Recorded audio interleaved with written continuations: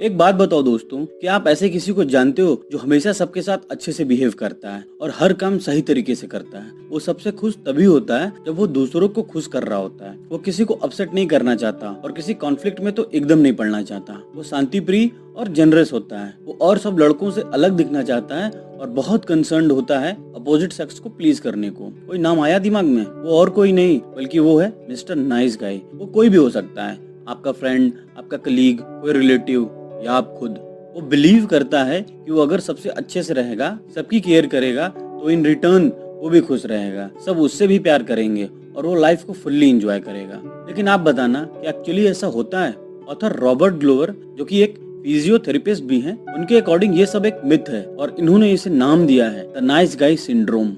ये एक ऐसा बिलीफ रिप्रेजेंट करता है जिसमें अगर नाइस गाय अच्छा है तो उसे जो चाहिए उसे वो मिलेगा, उसके लाइफ में कोई प्रॉब्लम नहीं रहेगी। बट जब ये स्ट्रेटजी फेल होती है, जो कि अक्सर होती है, तो नाइस गाय वही सब फिर से ट्राई करता है, बट इस बार डबल मेहनत से। और जब सब उसके अकॉर्डिंग नहीं होता है तो हेल्पलेस फील करता है, डिप्रेस फील करता है। अब इस नाइस गाय के कुछ कैरेक्टरिस्टिक्स हैं जो कि बहुत डेंजरस हैं, जो कि उसे लाइफ एंजॉय करने से रोक के रखते हैं। और अगर आपको लगे कि इसमें से कोई क्वालिटी आप में है तो टाइम रहते उसे दूर करने की कोशिश करें। First, nice guy seek approval from others.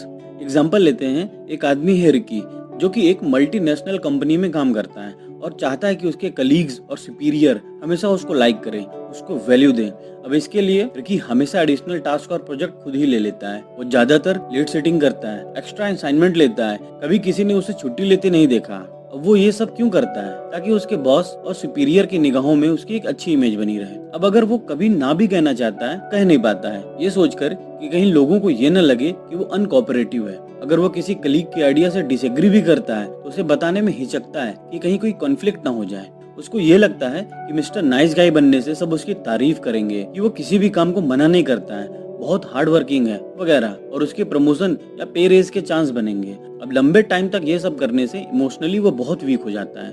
उसको हर वक्त काम का स्ट्रेस रहता है, वो मन की बात किसी से कह नहीं पाता है, रिजल्टिंग एंजाइटी और डिप्रेशन से घिरता जाता है। अब उसने इतना सब किया बट उसके एफर्ट्स को कोई रिकॉग्निशन नहीं मिलती, कोई अप्रिसिएशन नहीं मिलती, ultimately leading to disappointment and resentment. Second, nice guy avoid conflict. मान लेते हैं एक दोस्तों का ग्रुप है, इंक्लूडिंग हमारा नाइस गाय रिकी, और वो सब डिसाइड कर रहे हैं कि डिनर पे वो सब क्या खाएंगे और कहाँ खाएंगे। अब सबकी अपनी प्रेफरेंस है, रिकी की भी है। उसे इटालियन खाना बहुत पसंद है और वो पास में ही एक इटालियन रेस्टोरेंट भी जानता है जहाँ का खाना उसे बहुत पसंद है। ग्रुप में कोई कहता है कि उसे नॉनवेज खाना है, कोई कहता है उसे छोले भटूरे खाना है, कोई कहता है कि उसे चाइनीज खाना है, तो कोई कहता है कि उसे बर्गर खाना है। अब अपने मन की बात कहने की जगह कि उसे इटालियन खाना खाना है, रिकी कॉन्फ्लिक्ट अवॉइड करता है और बोलता है वो कहीं भी जा सकता है और कुछ भी खा सकता है। उसे लगता है कि जब ये बोलेगा कि उसे इटालियन खाना खाना है तो ग्रुप में उसकी वजह से डिसएग्रीमेंट होगा, दोस्तों को दिक्कत होगी।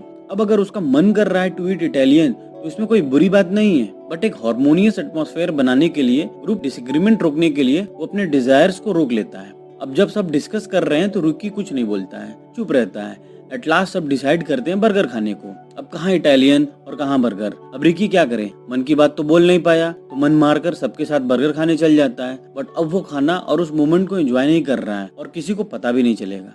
Third, nice guy repress their feeling. मान लेते हैं अपना रिकी है जिसकी एक गर्लफ्रेंड है मिया, और उनके रिलेशनशिप में एक कॉमन प्रॉब्लम आ जाती है जो मोस्टली सब फेस करते हैं। वो है प्रॉपर टाइम नहीं मिलना या नेग्लेक्टेड फील करना। रिकी फील करता है कि मिया ज्यादातर टाइम अपने दोस्तों के साथ स्पेंड करती है और रिकी को अटेंशन, टाइम और अफेक्शन जो उसे चाहिए वो मिया उसे नहीं दे पा रही है। अब साफ साफ मिया से अपनी फीलिंग्स एक्सप्रेस करने की जगह रिकी अपने फीलिंग्स को खुद तक ही रखता है। उसे लगता है कि अगर वो अपने दिल की बात मिया से कह देगा तो मिया उससे अपसेट हो जाएगी। अब मन मुताबिक टाइम नहीं मिल रहा है, मन की बात रिकी कह नहीं पा रहा है, जिससे अब रिकी का बिहेवियर पैसिवली एग्रेसिव होता जा रहा है। जैसे कि अगर मिया उससे पूछती है कि कोई बात है क्या, तो वो बोलता है कुछ नहीं है, सब ठीक है, जबकि रियलिटी में तो वो हर्ट है और नेग्लेक्टेड फील कर रहा है। रिकी ये सोचता है कि उसके ये सब करने से मिया खुद ही सब नोटिस कर लेगी, समझ जाएगी कि रिकी अनहैप्पी है और अपने रिलेशनशिप में और एफर्ट देगी। वो एक्सपेक्ट करता है कि मिया रिकी को बिना उसके बताए समझ जाए और उसका सॉल्यूशन निकाल दे। न मिया समझती है न रिकी कहता है, और समय के साथ उनका रिलेशन और खराब हो जाता है। मिया रिकी के बिहेवियर को समझ नहीं पाती है, वो किस हद तक नाराज है उसको कोई अंदाजा भी नहीं है। और वहीं रिकी टिपिकल नाइस गाय का बिहेवियर शो कर रहा है, अपनी फीलिंग्स को सप्रेस करके, डायरेक्ट कम्युनिकेशन को अवॉइड करके। उसको लग रहा है इससे रिलेशनशिप बच जाएगा, बट उल्टा उससे उनका रिलेशनशिप और खराब हो रहा है। Fourth, nice guys have difficulty making their needs a priority. फिर से एग्जांपल लेते हैं अपने नाइस गाय रिकी का और इमेजिन करते हैं कि Ricky is married and has a family. उसकी जॉब भी चैलेंजिंग है और उसका शेड्यूल मोस्टली बिजी ही रहता है, लेकिन फिर भी वो अपने खुद के नीड्स के ऊपर अपनी फैमिली और स्पाउस के नीड्स को प्रायोरिटी देता है। अब उसे वैसे तो हॉलिडे वाले दिन साइकिलिंग करने का मन करता है, बट वो उस दिन भी खुद की जगह फैमिली को शॉपिंग या कहीं घुमाने के लिए ले जाता है। डेली अगर वो ऑफिस वर्क से एग्जॉस्ट भी हो चुका है तो शाम को एक क्वाइट इवनिंग बिताना चाहता है। फिर भी वो घर के कामों में हाथ बटाता है ताकि सब कंफर्टेबल रहे। वो अपने दिल की बात अपने फैमिली से नहीं कहता है क्योंकि उसको लगता है कि उससे उनके फैमिली मेंबर्स को दिक्कत होगी, और समय के साथ ये सब करते और खुद को प्रायोरिटी न देना makes a void inside him.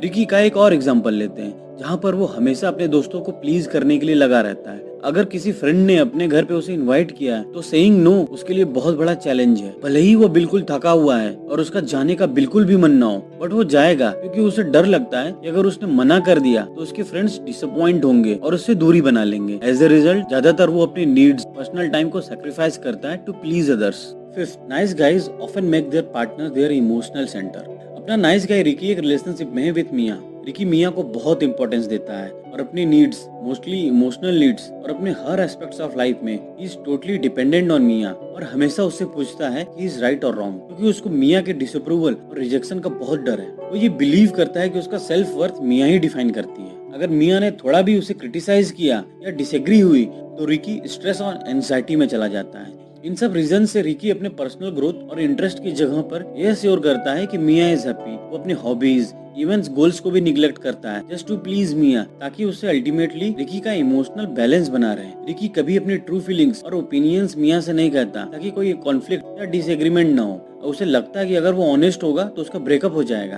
Ricky इस हद तक मिया को प्लीज करना चाहता है कि उसने खुद को अपने दोस्तों से दूर कर लिया है ताकि वो अपना पूरा टाइम मिया को दे सके, और इसकी वजह से वो सोशली आइसोलेट हो चुका है। और अगर मिया नहीं है तो ही इज टोटली अलोन। अब how to overcome this nice guy syndrome? Self awareness is the first step towards change. Be true to yourself. ये समझना होगा कि अपने खुद के थॉट्स, फीलिंग्स, डिजायर्स का होना और उनको एक्सप्रेस करना बहुत जरूरी है। अगर हम खुद को एक्सप्रेस नहीं करेंगे तो अपने थॉट्स से खुद को ही सफोकेट करने लगेंगे। Don't avoid conflict but see it as an opportunity for growth. और उनको कैसे रिजॉल्व करना है ये सोचो, ना कि उससे डरो। अगर उनको अवॉइड किया तो हमेशा डरते रहेंगे, बट अगर उनको फेस किया तो यू विल बी फियरलेस। हमें दूसरों को उनकी बाउंड्रीज के बारे में बताना होगा। लोगों को क्लियरली बताना होगा कि आप क्या खुद करना चाहते हो या क्या नहीं, अपने पर्सनल और प्रोफेशनल लाइफ दोनों में। दूसरों को साफ साफ बताओ आप क्या फील करते हो, क्या एक्सपेक्ट करते हो। उनका वेट मत करो कि वो आपका माइंड खुद ही रीड कर लेंगे या कहीं उनको बुरा ना लग जाए। लगता है तो लगने दो, but be true to yourself. अपने खुद के accomplishments, personal growth, self worth पर ध्यान दो। कोई क्या कहता है जान दो। आपकी प्रायोरिटी लिस्ट में और कोई नहीं, आप खुद नंबर 1 पर होने चाहिए। ऐसा काम करो कि जिससे आपका सेल्फ स्टीम बढ़े। चैलेंजेस को ओपनली फेस करो, अपने सक्सेस को सेलिब्रेट करो।